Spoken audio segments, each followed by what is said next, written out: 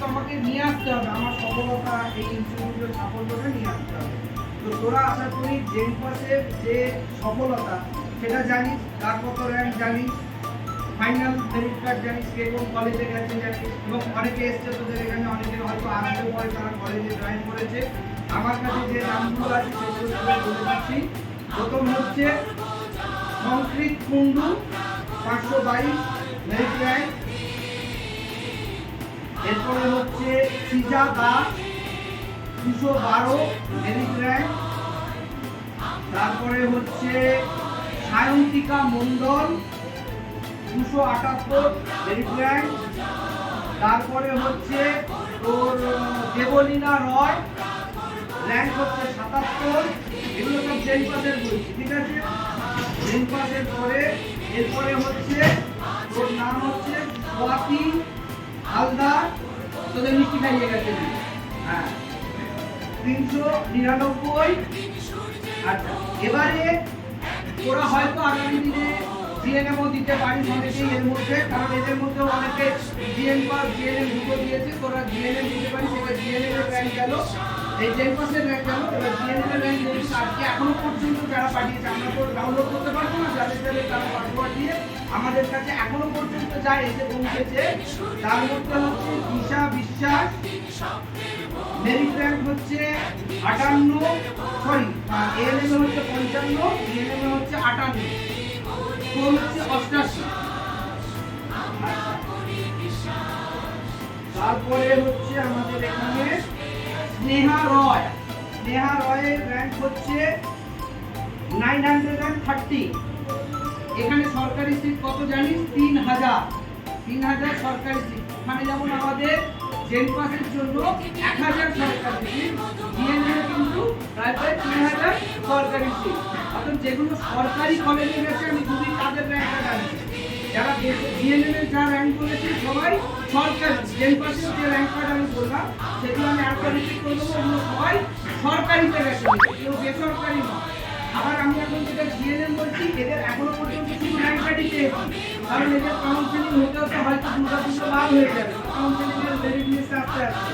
কিন্তু সেখানে হচ্ছে তোর বিপাশা পাল 440, দীপিকা অধিকারী 2422, 78 পেয়েছিল। আমি সবার নাম্বারটা বললাম না, শিখা ঘোষ 584, হয়ে যাচ্ছে।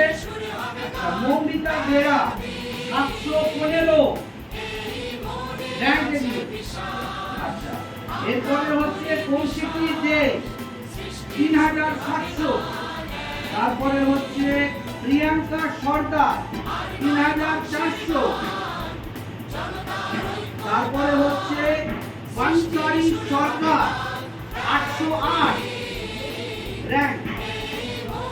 এরপরে হচ্ছে নেহা র্যাঙ্ক হচ্ছে 795, সমস্ত সরকারি র্যাঙ্ক।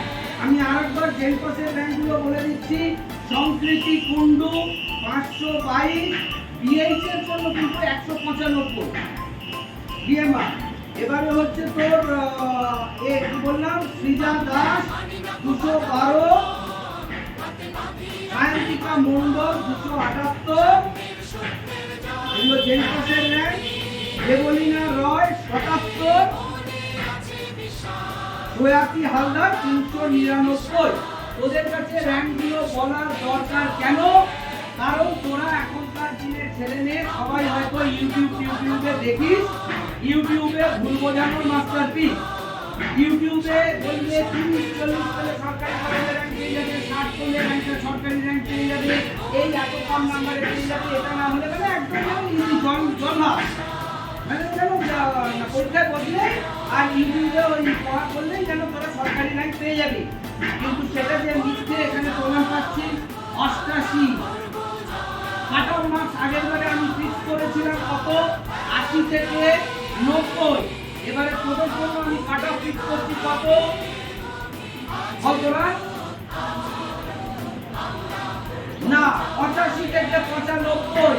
বলবি স্যার কেন? ইউটিউবে বলবে 60 পেলে সরকারি কলেজ, 70 পেলে সরকারি কলেজ, কি বলবে ওই তোর 50-55 সব ইউটিউব চ্যানেলে তোকে সব মাস্টার শিক্ষা বলে দেবে।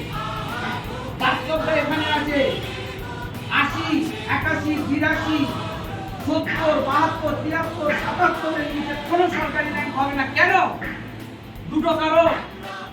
একটা কারণ হচ্ছে নিজে র্যাঙ্ক কাট অফ হাই যখনই হবে, ভালো করে মনে রাখ, আগের বারে জেন পাসে মনে কর কেউ 70 পেয়ে যদি তার র্যাঙ্ক এসেছিল 1400, এবারে সেই 68 বা 70 পেয়ে তার র্যাঙ্ক আসছে 4000। কেন?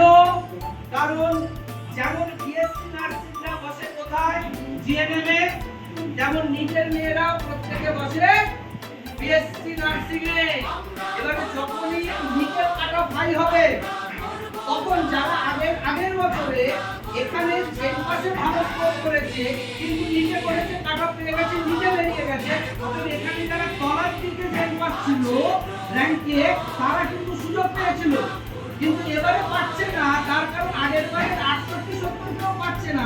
তার একটাই কারণ, উপর থেকে যারা নিচে ওখানে কেটে গেছে, মানে নিচে কিন্তু কাট অফ হাই হয়ে গেছে। বুঝতে পারছি? নিচে যখন কাট অফ হাই, তার মানে যারা নিচ দিয়েছিল, জেন পাস দিয়েছিল, নিচে পায়নি, তারা এবার কোথায় চলে যাচ্ছে? জেন পাসে চলে যাচ্ছে। আবার সেম জেন পাসে যারা দিয়েছিল, জেন পাসে কাট অফ হাই হয়ে গেল বলে পেল না, তারা কোথায় চলে গেল? জিএনএম এ। তাহলে জিএনএম না কোথায় চলে গেল? হাওয়া। বুঝতে পারছি? এবারে কারণ হচ্ছে মেয়েরা বেশি করে বুঝেরা আগে প্রচুর ভালো ভালো মেয়ে, আমি তোদের কাউকে খারাপ মেয়ে বলছি না, আমি বলছি তোদের মধ্যে যারা মেরিটোরিয়াস, তারা আগে ভাবতো যে ইঞ্জিনিয়ারিং করব। ইঞ্জিনিয়ারিং করার একটা প্রবণতা ছিল মেয়েদের, কিন্তু বর্তমানে ইঞ্জিনিয়ারিং করে প্লেসমেন্টের কি হাল সেটা প্রত্যেকে আমার থেকে ভালো জানেন। ইঞ্জিনিয়ারিং করে সরকারি চাকরি তো নেই, আর্টিফিশিয়াল ইন্টেলিজেন্স এসে গিয়ে মেকানিক্যাল, ইলেকট্রিক্যাল, কম্পিউটার, সফটওয়্যার ইঞ্জিনিয়ারদের পুরো ব্যান্ড বাজিয়ে দিয়েছে। অতএব তোরা এখন আর্টিফিশিয়াল ইন্টেলিজেন্সের নার্সিং এর কাজটা হয়েছে দেখেছিস, শুনেছিস? শুনেছি, কিন্তু মেকানিক্যাল, ইলেকট্রিক্যাল এগুলো সব কম্পিউটার এআই বেস হয়ে গেছে, যার জন্য ইঞ্জিনিয়ারিং এর কোনো নিয়ে এখন আর যাচ্ছে না। আগে ডব্লিউবিসি তে মনে কর 50,000 থেকে 1 লাখ নিয়ে বেরিয়ে যেত, ভালো করে বল, বা আইআইটির জন্য বেরিয়ে যেত, ডব্লিউবিসির জন্য বেরিয়ে যেত, বা কারণ প্রাইভেটে বাবা মায়ের 12, 14, 15 তো হবে না, ওখানে 20 কোটি, কারণ তোদের বিএসসি নার্সিং এর খরচা এখন কত প্রাইভেটে? 12 লাখ। তাহলে ইঞ্জিনিয়ারিং এর 20 লাখ, 25 লাখ, এই 20 লাখ 25 লাখ টাকা খরচা করে ইঞ্জিনিয়ারিং করে প্লেসমেন্ট কেউ পেয়েছে? পাড়ায় জানা আত্মীয় আছে? নেই। এটা যখন 3-4 বছরে তারা দেখতে পাচ্ছে যে আমরা ইঞ্জিনিয়ারিং করে কোনো প্লেসমেন্ট পাচ্ছি না, তারা এবার একটু ছাপাচ্ছে কোন দিকে? মেডিকেল ফিল্ডে। কারণ এটা এখনো এআই বেস হয়নি, এখানে এখনো বছরে 10,000, 20,000 জিএনএম নার্স, 5,000, 10,000 জেন পাস বিএসসি নার্সিং নার্স প্রয়োজন হয়। এটা এখনো এএনএম, এই কি বলে, AI technology, artificial intelligence occupy করেনি।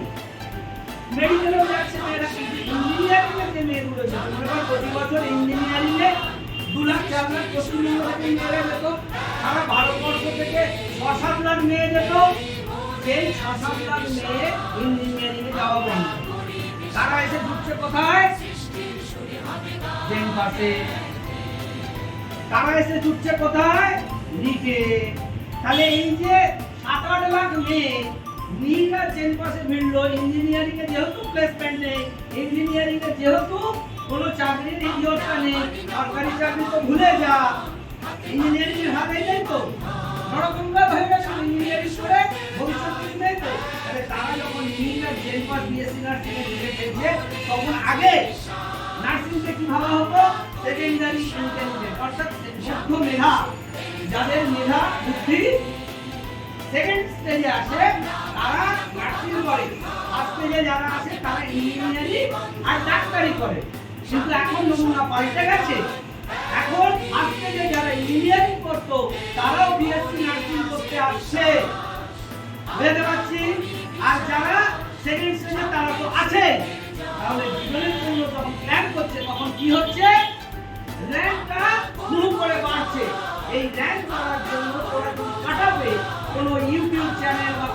লোহার লোকের থেকে শুনে ভাবি হ্যাঁ স্যার ঠিক আছে 60 সরকারি কলেজ 65 সরকারি কলেজ 70 সরকারি কলেজ এবার এবছর 2025 আর হবে না।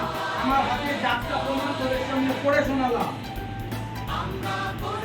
যে 80 81 82 ওই 75 এর উপরে না গেলে আর কোনো গাড়ি থাকছে না। এখানে আছে 1 থেকে 1 পয়েন্ট, মনে কর আমি পেয়েছি 81, ও পেয়েছে 82, কত র্যাঙ্ক হেরফের হয়েছে বলতো আন্দাজ? একদম তাই। একটা নাম্বারের জন্য 500,000 র্যাঙ্ক এদিক ওদিক হয়ে যাচ্ছে।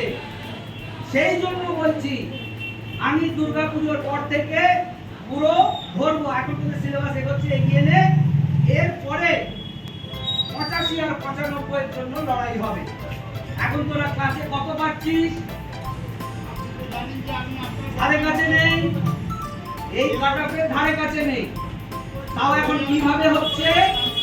একটা সাবজেক্টে একটা চ্যাপ্টারে ওপর পরীক্ষা, তাতেও তোদের 85 95 আসছে না। যখন পরীক্ষার হলে যাবি ফাইনালে, সেদিন পুরো বই ফিজিক্সের, কেমিস্ট্রির, বায়োলজির, ইংরেজির, লজিক্যাল রিজনিং এ পুরো বই সব চ্যাপ্টার নিয়ে পরীক্ষা হবে। তখন 85 95 আনতে হবে। এখন যদি একটা বইয়ের একটা চ্যাপ্টারের উপরেই 85 95 না আসে, তখন যখন 3 4 5টা সাবজেক্ট ফিজিক্স, কেমিস্ট্রি, বায়োলজি, মানে ইংলিশ, লজিক্যাল রিজনিং নিয়ে আর সব চ্যাপ্টার নিয়ে পরীক্ষা হবে, তখন 95 বা 85 যদি না আসে, সরকারি কলেজ ভরে যায়। এখানে কে আছিস যারা প্রাইভেট কলেজে বাবা মায়ের 11-12 লাখ টাকা খরচা করে পড়ছিস? আমি তাদের সঙ্গে তাকাবো না, দেখবো না, পড়বো না। যার বাবা মায়ের 10 লাখ 12 লাখ আছে, খরচা করবে, পারবে না করবে, করে পড়বে, তাদের জন্য আমার কোনো চিন্তা নেই। কে আছি ছাত্র যে স্যার হয় হবে না হয় না হবে, সরকারি কলেজে র্যাঙ্ক না হলে বয়ে গেছে। প্রাইভেট কলেজে আমি আমার বাবার টাকা জোরে আমি বিএসসি নার্সিং হোক বা জিএনএম হোক আমি পড়বো, অতএব আমি বাবার টাকার জোরে ডিগ্রিটা কিনবো, এটা জেন পাস হোক বা জিএনএম হোক। এখানে কে আছে ছাত্র? বাবার টাকার জোরে ডিগ্রি কেনার মতো কেউ ভেবে রেখেছো 10 11 12 বার জিএনএম এর জন্য 6-7 লাখ টাকা খরচা করবে? নেই।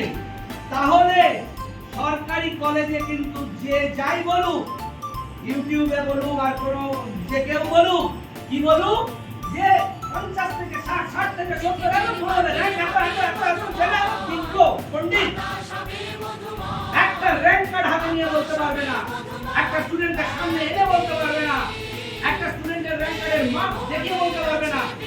নিজের মন গড়ন কথা বলে তোমাদেরও ভবিষ্যৎ করবে। তোমরা হবে এই তো স্যার 65 এই তো স্যার 77 এবছরই হয়েছে। এখানে যাদের র্যাঙ্ক কার্ড আছে আর বাইরেও তো কেউ আছে প্রত্যেক বছর, তারা কেন? তারা ওই জমি হয়েছিল যে স্যার ইউটিউবে তো বলছে 65 পেলে হয়ে যাবে, 60 পেলে হয়ে যাবে, স্যার ওই তো 40-55 পেলেও সরকারি কলেজ হয়ে যায়। এই কথাগুলো তাদের মাথায় ঢুকিয়েছে, তারাও ফাঁকি মেরেছে। যারা সেই কথাটা শোনেনি, যারা আমার উপর বিশ্বাস রেখেছিল যে না স্যার 80 উপরে যেতে হবে, তারা আজকে হাসছে, তারা এই বোঝা র্যাঙ্ক কার্ড নিয়ে আসছে। আর যারা এর বাইরে গেছে তাদের কিন্তু র্যাঙ্ক কার্ড আসবে না। অতএব এইটা মনে রাখবে যে তোমাদের এবারের কাটঅফ আগের বারের থেকেও কিন্তু হাই হতে চলেছে, এবং সেই র্যাঙ্কের কার্ডটা কত? 85 থেকে 95। ঠিক দ্য টার্গেট। দুর্গাপুজোর পর থেকে আর কত সময় আছে? November, December, January, February, March. এবারের পরীক্ষা কিন্তু তোমাদের জুলাই আগস্ট মাসে হবে না। এবছরে হয়েছিল, তার কারণ জেনারেল ইলেকশন ছিল, ভোটের জন্য পরীক্ষা মে পেরিয়ে জুন জুলাই আগস্টে হয়েছে, কিন্তু এবছরের পরীক্ষা হবে মার্চ থেকে এপ্রিল। তাহলে হাতে সময় অক্টোবরকে যদি আমি ব্যাক করি, November, December, January, February, March, 5 month. Do you have the ability? তোমরা সেই জায়গায় পৌঁছেছো? Physics, chemistry, biology, English, logical reasoning 95 85 বলে আনবো। চলো ফুল সিলেবাস যতটুকু পড়া হয়েছে কতটুকুর ওপরেই যদি আমি একটু তোমাদের কোশ্চেন করি, মনে করো বায়োলজির 3টে চ্যাপ্টার, ফিজিক্সের 3টে, কেমিস্ট্রির 3টে, ইংরেজির এতটা, মেডিকেল ইঞ্জিনিয়ারিং এতটা, টোটাল যেটুকু হয়ে গেছে তার উপরে পুরো কোশ্চেন ফেলবো। 85 95 আনতে পারবে কে? কেউ নেই। কারণ তারা এখন একটা সাবজেক্টের একটা চ্যাপ্টারের উপরে এই নাম্বারটা আনতে পারার জায়গায় নেই। অতএব now is the last time. আমি যতক্ষণ না হাতে প্রমাণ পাচ্ছিলাম যে আমি কি করে দেখিয়েছি, আবার এবছরও এখান থেকে হবে এ ও ও ও এ হবে, আর বাকিরা আউট হয়ে যাবে। কে ইন হবে 2026-এর ব্যাচে আমি কার কার নাম করবো, আর 2026-এ তোমাদের মুখে কে কে হাসবে 2025-এ, ইট ডিপেন্ডস অন ইউ। এখান থেকে এরা র্যাঙ্ক করেছে, সরকারি কলেজে র্যাঙ্ক করেছে। অতএব সরকারি কলেজে যদি র্যাঙ্ক করতে চাও, now the last time, now ever or never. মানে কি, যদি এখন থেকে আবার অ্যালার্ট না হও তাহলে কিন্তু 85-95 এর নিচে যারা, তারা এখানে ক্ষমা চেয়ে নিতে পারো নার্সিং থেকে। কারণ কোনো আশা নেই 85 থেকে 95 এর নিচে কোনো সরকারি র্যাঙ্ক। এবং এই কথাটা যদি আজকে না মেলে 2025-এ জুলাই আগস্টে রেজাল্ট বেরোবে, তখন প্রত্যেকে বাড়িতে বসে ভাববে যে জয়দেব স্যার বলেছিল, ঠিক বলেছিল, 85 থেকে 95 এর নিচে আমি স্কোর করেছি, আমি সরকারি কলেজ পাইনি। ডোন্ট ব্লেম মি, আমাকে দোষ দেবে না।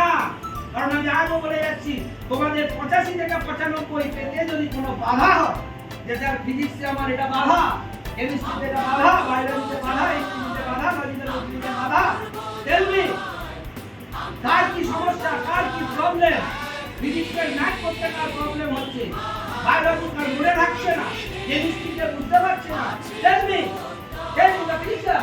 টিচারকে বলো, নইলে আমাকে বলো, কিন্তু কোনো অজুহাত দিও না। রেজাল্টটা তোমারই 12টা বাজবে, রেজাল্টটা তোমারই 12টা বাজবে, আর কারোর বাজবে না। অতএব রেজাল্ট 12টা না বাজিয়ে যদি ফিজিক্স কেমিস্ট্রি বায়োলজি কোথাও এতটুকু প্রবলেম হয়, সমস্যা হয়, কোনো রকম ভাবে আমি সব রকম ভাবে তোমাদের পাশে থাকার এবং তোমাদের সমস্যা সমাধান করার জন্য তৈরি থাকবো, এবং আমি থাকবো। কিন্তু তোমরা আমাকে সেটা জানাবে, আর যদি না জানাও আমার পক্ষে কিন্তু কিছু করা সম্ভব হবে না। শুধু তোমাদের ভাষাশাস্ত্র মুখটা আমি দেখতে পাবো, বোঝাতে পারছি তো। আমাদের টার্গেট তাহলে এখন থেকে 85-95 জেন পাস 2025। এর জন্য আমাদের প্রথম কি করতে হবে, প্রত্যেকটা ক্লাস টেস্টে 2 নম্বরের যদি ক্লাস টেস্ট আছে আমাদের কত করতে হবে, यस ফিট ইওর টার্গেট। আজকে ফিজিক্সের পরীক্ষা 80% স্কোর করব chapter wise, physics chemistry biology English logical reasoning, I should be above 85। ওকে, এবারে এইটা ধীরে ধীরে বাড়াবে, কারণ যখন তোমার একটা চ্যাপ্টার হচ্ছে, পরে 3টে চ্যাপ্টার 4টে চ্যাপ্টার হবে, কোনো অসুবিধা হলে বলবে, কিন্তু দয়া করে কেউ নিজের টার্গেট 85 এর নিচে রাখবে না। 85 এর নিচে যদি রাখো, হাসি হাসতে পারবে না, মিষ্টি নিয়ে আমার কাছে আসতে পারবে না, 12 লাখ টাকা জলে দেবে, আর নইলে ঘরে ভ্যালুলেস হয়ে ওয়ার্থলেস হয়ে বসে থাকবে। এই কথাটা মনে রাখবে।